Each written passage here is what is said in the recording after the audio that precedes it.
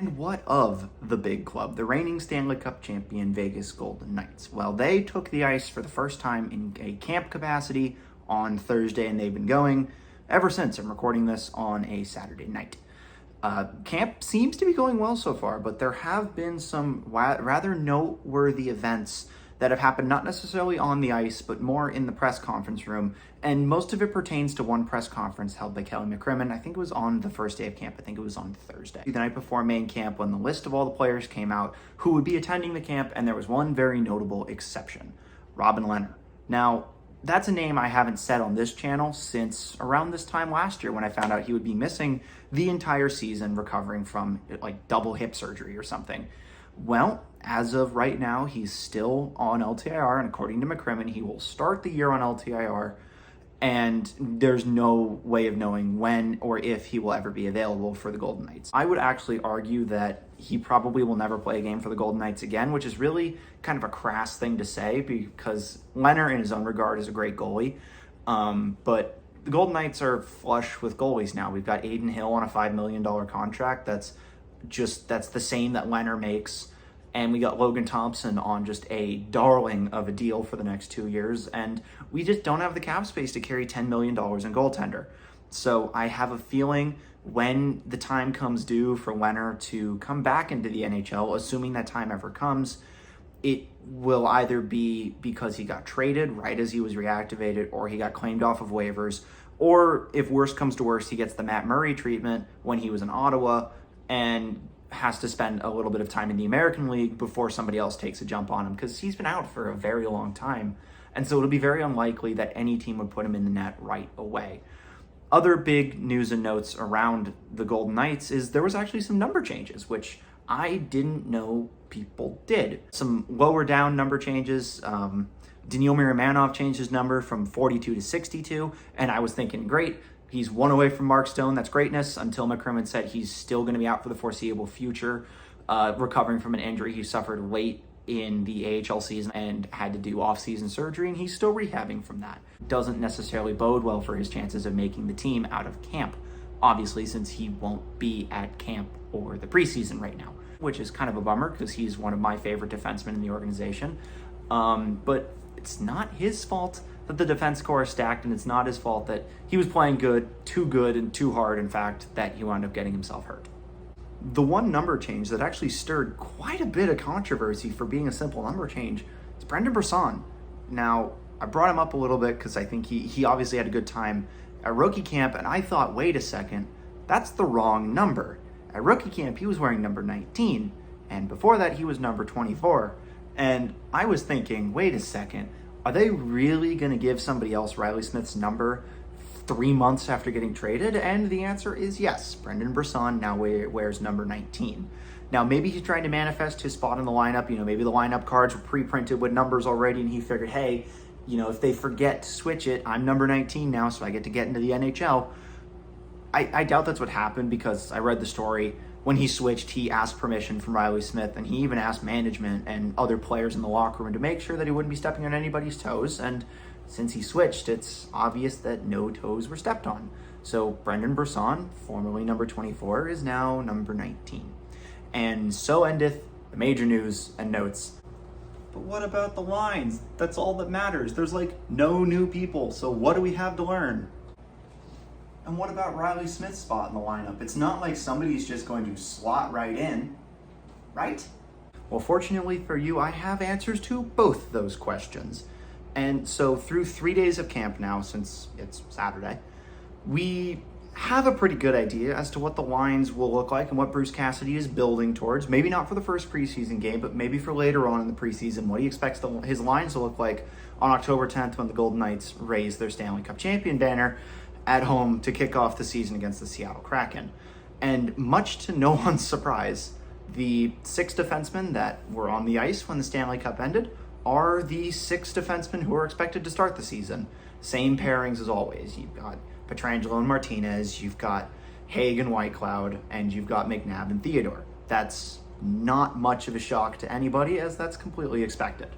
Forward core, same kind of story. First line, Eichel, Marchessault, Barbashev, They're not going anywhere. They're attached at the hip. Heck, they won Jonathan Marchessault, Conn Smythe, and so it would make sense to keep them together.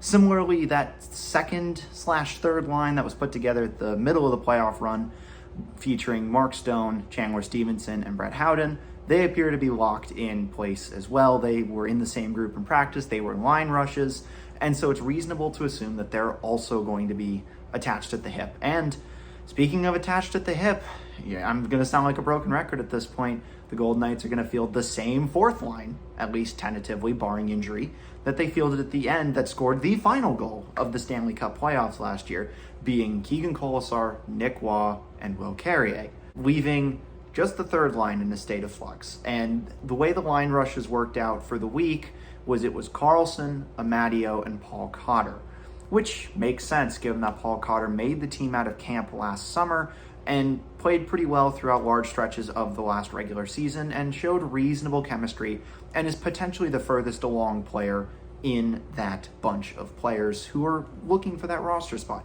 More on them in a moment. But yeah, the roster seems like it's relatively set, and I guess that's what happens when you return 19 of the 20 players that are on the Stanley Cup. You don't have to jumble your lines up at the start of every season. It's a high-level problem to have. As it stands right now, who's going to slot in for Riley Smith? And right now, if the line rushes are anything to say, it's Paul Cotter's job to lose.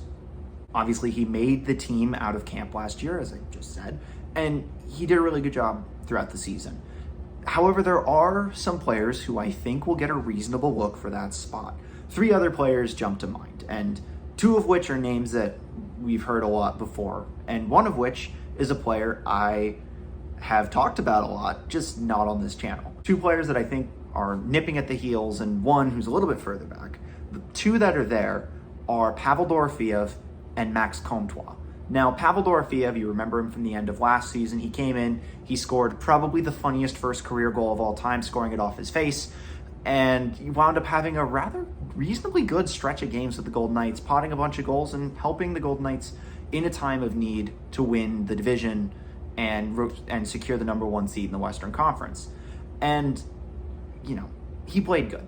But likewise, we have Max Comtois here on a PTO, and he's a great player as well. He's young, and he's coming out of a team in Anaheim who probably didn't quite recognize his value. I don't know what it is about the Golden Knights finding these diamonds in the rough, but the way he's looked in camp, at least what I've read, he's looked like he's been motivated, and I'll be curious to see what he does at the start of this preseason, because if it wasn't for Paul Cotter having all that history, especially at the start of last year, it would probably be Comtois' spot to lose. He's got all that history with Anaheim. He's played a lot of NHL games, and he's 24. And there's reason to believe that if the Golden Knights get this right, he'll be the next Brett Howden, who was the next Chandler Stevenson, who was the next William Karlsson. There's the potential here. A player that's a little bit further back from this group is probably going to be Brendan Brisson. I know he's really good. He's a power play specialist. He's going to put up a lot of goals, and he's going to look really good at the NHL level. But maybe not this year, maybe not right at the start of camp. Unless there's an injury or unless he plays so well throughout the whole preseason and develops so much chemistry with that line, it would be reasonable to believe he's going to start the year in Henderson and continue his development track and be one of the first players to come up in case of an injury. It'll either be him or Jonas Rondbjerg, just like it was last year.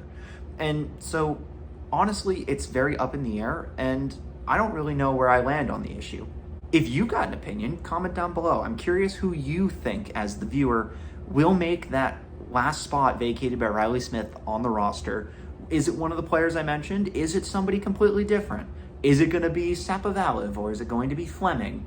Or is it going to be any other of the amazing prospects the Golden Knights have to pull from at that position? I'll put up a poll on the channel as well to see what you guys think. Try and see if we have some democracy in the comment sections and see if we can come to an agreement, or if it's just going to be all-out war as the Brisson faction goes to war against the Dorofeev faction.